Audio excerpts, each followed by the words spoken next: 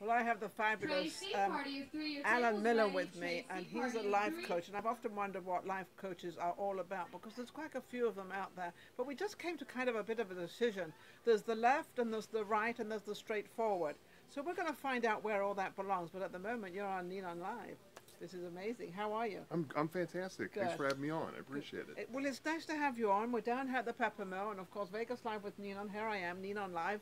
Right here. No better place to be than Couldn't Elvis's be in a better booth. Place? Yeah. Have you been here before to the Peppermill? You know, I've been to the Peppermill many times, but I never knew that this was you Elvis's never booth. Sat, this is Elvis.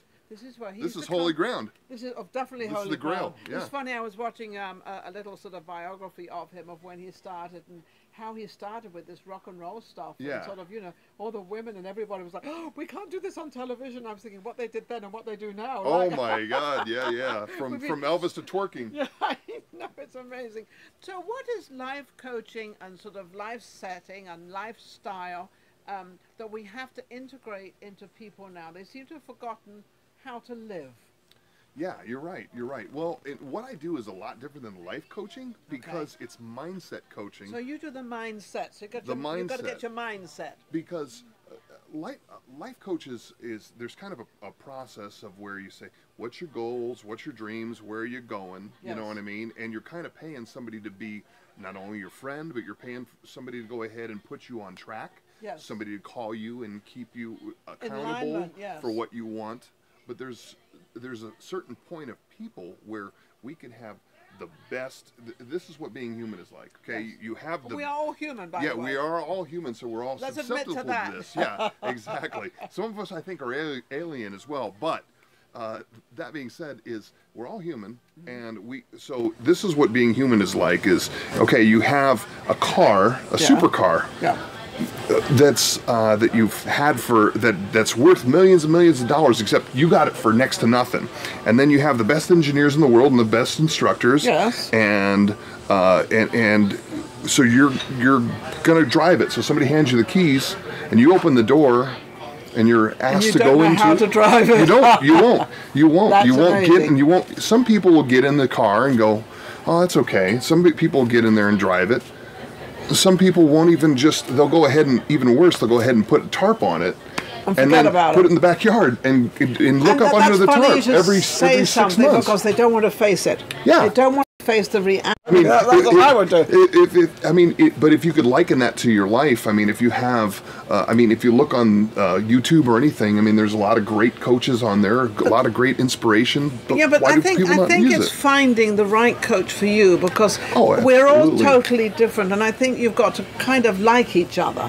You've got to have that connection. I think there is that, and I think that there's got to be there's a sincere, and you have to have a sincere intention to help somebody. Yes. You know, because you can sit down with anybody and go through hey, you're going to do this, you're going to do this, you're going to do this, you're going to do this, and get them moving or whatever. But the other key is that there's a cellular secret to humans.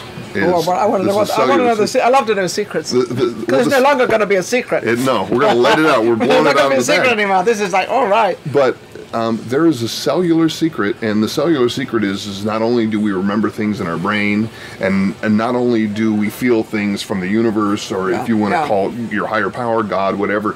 Whatever you want to call it. Yeah, absolutely. But we have in our cells, not only do we have our joys, our happiness, our loves, our all those things, our gifts, talents, and abilities are held. We have our crying moments. But there's our traumas, our dramas, our down moments, and our down moments, and they're held in not just our brain cells; they're held in every one of our cells. Just like when you see a former business partner that you had a bad situation or a relationship where you had a breakup, when you see that person, your whole body goes. Well, isn't this funny how you immediately relate to that, whatever the situation was? Takes you right back there. But within seconds. Within seconds. Yeah, all of a sudden you're 20 years back. And sometimes you look and you think, do I cross the street now to go to the other side and not face it? Yeah. Because a lot of people do that. Yeah, they do. They don't want to face right on where could it be totally different now? Absolutely. But the thing is if you feel that, that's your whole body reacting. All your cells going, bad situation. Trying to keep you safe, right? So there is that. So the key is there are healing techniques out there that are used, emotional release techniques of where the body will release those situations of where when you see the person, you're not going to freak out. You're not going to freak out. You're not going to bad, right, or wrong. Yeah, but you're going to go, well, that was that relationship there. It doesn't bring you back to it. And so what it does is, if you think about life, we go through life and maybe we have great schooling and great parents, and then we go and have our first relationship and our first breakup, and then we have our car accidents, and then we have our divorces and all these kids, things. Everybody seems to have them all. And then that's our baggage, and we keep putting this baggage These on. are all moments in time. Yeah, and they're all moments in time, but the whole thing is if we pull them out of our physical body, our cellular body, and get rid of them, then we can deal with it, because it's like, I had an experience. So should we pull this out of our body? Should they be the good things and the bad things to pull out of our body, or it's better just to pull the bad things out that give us this negative side, which I was just talking about, negative being positive, taking out the negative side, because it's just a moment in time, and yesterday is yesterday. I don't care what I try to do, I'm not going to bring back yesterday. I've got some memories of it. Some of them I don't want to remember. But it depends. Well, it depends how traumatic it is, because see, the thing about it is some people want to keep their traumas because they want to know that they want to hold on to it, because they're going to live their life on the premise that their father was wrong about them never ever going anywhere. So they use it as fuel. I was going to say, do they use that as an excuse of not being able to move forward? Well, and it's like a little cushion for them. They can use that for not moving forward, or they can use it to move forward. They can use it as power. Yes. But here's the whole thing is, what I noticed is when you all of a sudden, there sometimes you're trying to prove something to a parent that's long gone, that's been passed away. So it's like, I hope from heaven that they're going to go ahead and see that I was a victim, or I'm just going to hold on to this because I want them to see that I'm a good person and that I did succeed in life. Yes. You know what I mean? I do exactly. So people hold on to this. So the whole thing is it gets very tiring, because you're not running on your own power. No. You're running on the power. Other thoughts and other things that happened are long gone. Yeah, and the thing about it is your spirit is what needs to be fed. So when you're worried about everybody else, you're not fixing it inside. Because this is a great thing I've always said. I've always said that if you take care of yourself inside, outside, yes, we can take care of your creams and all crazy stuff, but it's the mental inside, and it's your whole body. Absolutely. So if you take care of everything that's happened in your life and you try to address it, in whichever way you need to address it, because we all have a different ways of sort of coping with something or doing something or whatever. There's a happy moment, a sad moment, an indifferent moment, but it makes you very clear as to the path you're walking on. Absolutely, because you're not running on your past, and the whole thing, it keeps you present. If you go, you know what, that felt bad, I don't need it, I'm putting it away. And then the other thing that keeps us, listen, probably 70% of my female clients have dealt with some sort of intrusion. Are they a little bit more? Are they a little bit more dramatic than men? Are they? They're sort of more. Well, that's the difference between the woman's consciousness and. Well, here's the thing. I think women hold it in. Hold in a lot of their traumas kind of better. I think guys kind of. Just release it in different ways. But the whole thing, it doesn't mean that it hurts less. It just means that they've dealt with it in a different way. And of course, because they're always trying to put the men and the women in the same category. Yes, we have a lot of things that are the same, but we really are different. No, you're right. We really are different, and I think if we understand as women, women will fight against women, but you very rarely see men fighting against men. Yeah. As of being jealous, or as of dating, or as of just having a home, or anything else. You always see the women are catty with each other, and we don't trust them as much, whereas men trust each other more than women. Why? Well, I think part of it is that women, you need women to go ahead and advance the species. So I think there's something interbred with us that we want to compete for whatever the prize is. So it could be, this bar could be filled up with 80 women and one guy, and you know what? There'll be 10 girls that if they saw that guy on the street, they wouldn't even look at him twice. But if there's other girls in there, wait, I want one of those. Well, that's my man, not your man, whether they want him or not. Yeah, that's happened to me with girlfriends. Yeah. You know, all of a sudden, that's the guy I was looking at, that's the guy I was. Because they find out that he was attractive or something that was attractive to him. Because you like him, now they decide because you like him, they're going to have him. Oh, really? Yeah, exactly. You know, that's oh, you like hamburgers? I like hamburgers too now that you told me that they were good. You know? Now, what made you get into this business, and what was your reasoning of what you felt to get into this to be able to help the world out there, humankind? Yeah, I mean, listen, I fell into it because how I learned about this kind of work was through healing techniques. Okay. And so, 1993, I broke my wrist in a ski accident. Okay. And I was black and blue from here to here, and it looked like I was crippled. Both wrists. You broke both of them? Broke both, and it was black and blue from here to here and here to here. So I was broken. So you had two casts? I didn't actually even have the cast. This is how bad it was. I didn't have health insurance. So I said... That's even worse. Yeah, but at least it was many years ago, so it wasn't as expensive then. But I didn't have tons of money either. No. And I said, I don't have insurance. How am I going to take care of myself? And this gal said, I know you're going to think I'm crazy, but there's a guy down in Las Vegas. His name is Michael Stellitano. He's a healer. He's done all kinds of crazy work and helped people. And he helped a guy that went from 90% kidney failure to 90% kidney function. So I thought, well, is he still alive, this guy? He's passed about 5 years ago, but he ended up becoming a mentor of mine. Yeah. But long story short is, as I went to him, within an hour, I was moving my wrists. And so it's kind of what I'm listening to you saying is kind of mind over matter. Yeah, I mean, basically, I think there's something. It's a lot to do with the witness.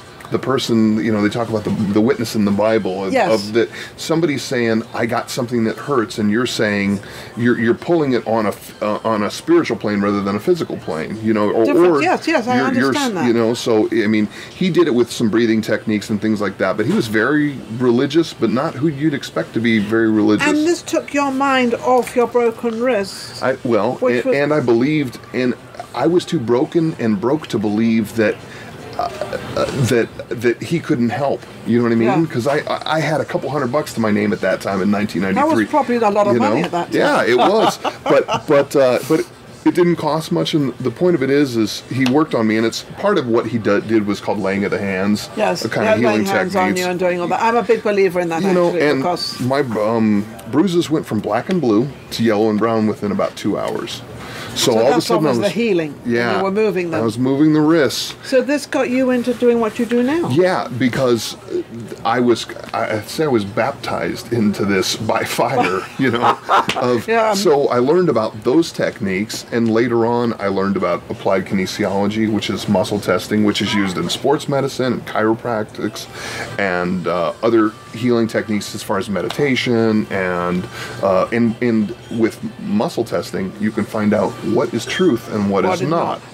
On that, what is the greatest thing you could give out to the audience that would really heal them through their minds as of being a better person to themselves? Because we all knock ourselves. We do this knocking part. We always seem to look at the bad of what we do and not the good of what we do. So what can you give your audience out there that would attract them to you as to how you can help them? Well, it's kind of like this. If you don't fix it within, you'll always be without. So, see, that's one great message. Don't fix in. Fix it within, or you'll always be out. You will always be without, because if you feel like there's a lack of love in your life, and if you don't fix it within, you'll always be without. If you always go, you know, I don't have a good relationship because my parents were divorced. You know, that's that excuse again, and that's what you came in at the very beginning with. Yeah, and there's one technique I'll share with you how to fix that. Okay, the audience. So I'll give it to the audience. Is I call it the ugly mirror. Okay, now the ugly mirror is the mirror that nobody wants to look in. No, but it's the mirror that you can stand in front of, and only all by yourself. Only you can tell yourself certain things. Love it. So this is the mirror where you stand. It's just and say, well, you know, the reason I don't have a relationship is because my parents got divorced. Yes. Okay, you're the only person that can say, really? Because you haven't left this house. for 6 months. Where are you going to meet somebody? Are you on Match.com? Are they going to come in and to your house? Yeah, exactly. What Mr. or Mrs. Wright's going to knock on the door and come into your life? Hi, I've arrived. Yeah, exactly. That's not going to happen. You know, it's the lottery effect. Everybody thinks that something other than themselves is going to come into their lives and be this magical thing. And granted, we've been fed a lot of things about stories of princesses and princes and all this other stuff. I mean, the fantasy stuff. All the fantasy stuff, but that's become part of our psyche and part of what always happens to the princess. And if you're told you're a princess, and you know, there's a lot of people out there that are still acting like princesses. Yeah, there's a lot of women out there. that act like princesses. And there's a lot of princes out there too. And absolutely. But there are also people that don't want to deal with them. Yes. You know what I mean? They don't want to deal with anything, and they're always making this excuse and this excuse. How can anybody reach you, Alan? How do they? I actually own a brick and mortar practice. It's called ElevationCenter.com. ElevationCenter.com. And then I actually set up. I don't take clients anymore unless I interview them beforehand, because the thing is, to me, I know what my job is. My job is to help as many people on a spiritual, emotional, nutritional, whatever level I can. Is that the job you were given from God? Do you feel that this is the job He gave you? Yeah. Because I feel that too, and that's really interesting. Yeah, so because this is His work. You're kind of doing His work for Him. Yeah. I mean, I had to come to the realization, and I happen to be a fantastic guitar player. Not bragging, but that's really what I wanted to do, was music, songwriting, production, that kind of stuff. Yes. And you can always do that in your spare time. Yeah, absolutely. But I did broadcasting. I actually did a morning show. I did morning radio for 22 years. Wow! So I was part of competition sitting right next to me here. But nothing like little competition. I like that. Yeah, but I had to come to the realization. I had to look myself in the ugly mirror and go, what do I really want to do, and who am I? Well,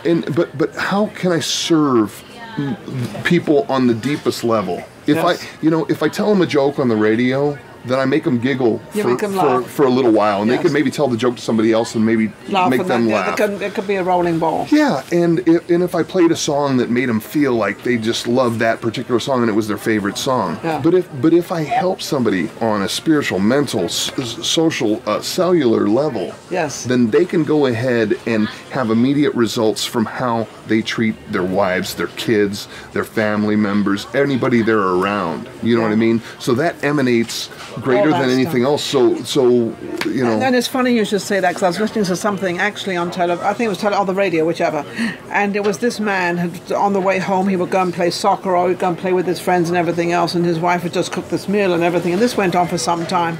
And she decided, and this was a great thing what a woman decided to do, she would always nag him, but this particular time she decided, I'm not going to nag him.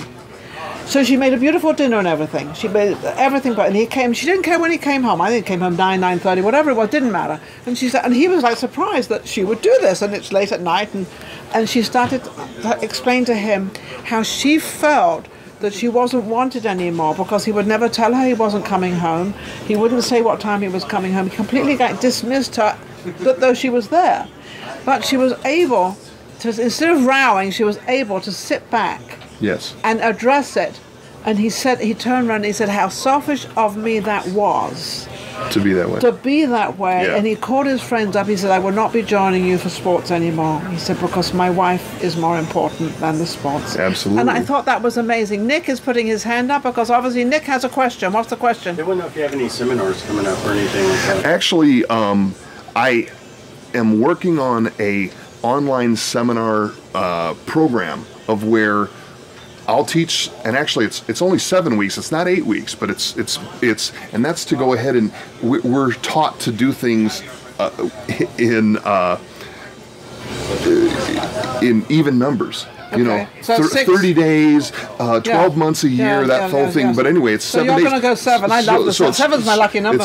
But it's 7 weeks is why it is it helps people pull out of their bad, all their bad habits. You're getting them out of a place where they've always been. Oh, all of a sudden it's 7 weeks, not 8. Yeah. So and then First step. then it's going to be like a lifetime membership, and then people can restart those 7 weeks over again. Over again if they want, if they feel. So they can start at any time. Yeah. So I guess don't ever feel that because you haven't learned everything you want in 7 weeks, which is what Alan is saying, you can always go back, because we always have to be regenerated or put together again, or whatever. Life is not that bad out there, by the way. No, it isn't. It's beautiful. It's amazing. Well, here's the whole thing: is life is amazing if you say it's amazing. It is amazing. It's crap if you say it's crap. Yep. So the whole thing is you have to, if you think your life is bad, then go somewhere else and see how bad. Go to Puerto Rico. Yeah, go to Puerto Rico right now. But you'd be better instead. You have all these examples why life is bad, but you'd be better off spending that time thinking about how things are bad and saying life is amazing over and over. And see, the thing about it is what people don't understand is a mantra, saying something over and over lands up making things true. Yes, they do. You're absolutely right. See, I'm one of those people. I'm a positive thinker. I've always been positive. I've always been that way, because I always think, well, let's fix it. Whatever is not really going as good, it's because I did it.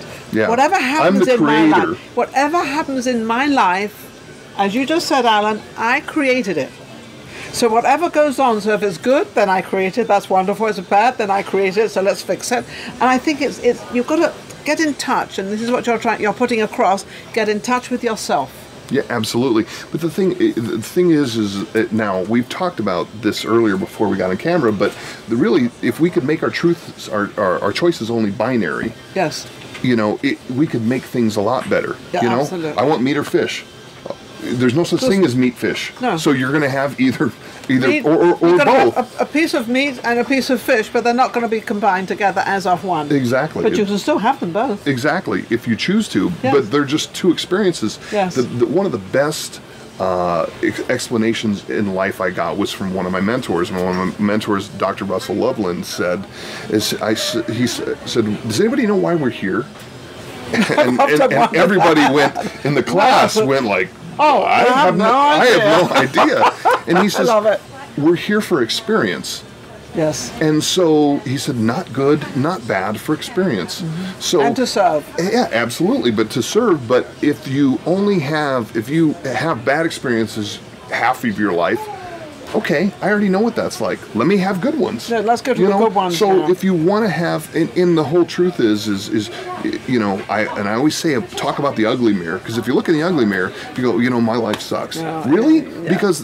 Because you ate a bowl of cereal today, so you're ahead of 40 million people, 50 million people that didn't have a bowl of cereal. Couldn't have food, period. That didn't have cancer or whatever. I mean, you can go ahead and go down the list, but it would behoove anybody that wants to turn their life around. It's just magnetics, right? Yeah. So either you're attracting what you want or you're repelling it. Okay. So the whole thing is if you were able to turn your magnetics around, which is like, re-engineer your life and go the other way. Yes. And so if you say, I hate everybody, I hate everybody, I hate everybody. Well, you're going to hate everybody. Yeah.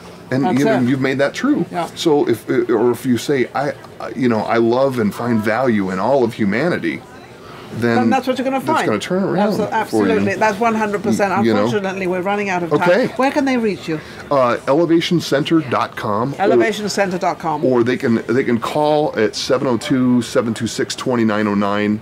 There's three ways I work with people. I work with people as a coach, a counselor, or a healer. So and then sometimes we can combine all of it. Oh, but well, Alan Miller sounds amazing. Absolutely. He's given me a lot of inspiration and everything, and I'm sure everybody around here, they've all had the inspiration of life. Be who you are, and love life. Be positive. We'll be right back. Vegas Live with Ninon. That was great. Thank you so much. Thank you. You are